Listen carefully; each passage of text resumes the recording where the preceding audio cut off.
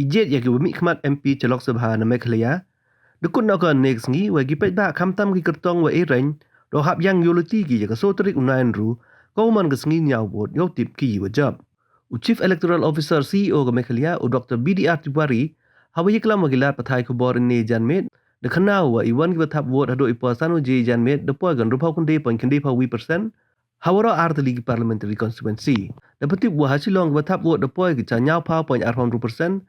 kat wa hatura ipoi ko thap vote to rupau kunde point le pa wi percent wa ini ukhen ye wong nangku hado wa yo lot ukhen ye wara kat kami khen wa hado sanu je ne janmet ipoi ko thap vote hasilong de ku nan rupau 1% house nem arjar khande karwa hatura de her na kapra wi percent house nem arjar khande usi or khna wa ki election hawra ko ki jela to walai bet claim iwan i cha panthot cho de khna wa em khat legally strong room yo bo ya ki EVM ha jela hawra ko wi iba kan tu proudly ni mata silong parliamentary constituency wasantly ni mata tura parliamentary constituency ya ki strong room de bo hawra khat artli ki district wa hasora civil subdivision wa ya ni ki thaw de bo yang yeda hado ler tap ki plit ka CAPF hado ka snginya vote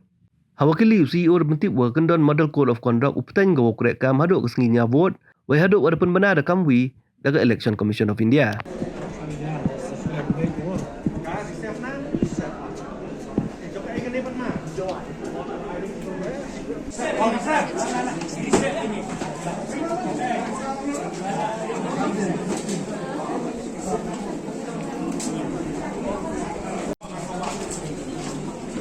Fast polling ba? Saja, fast polling berproses.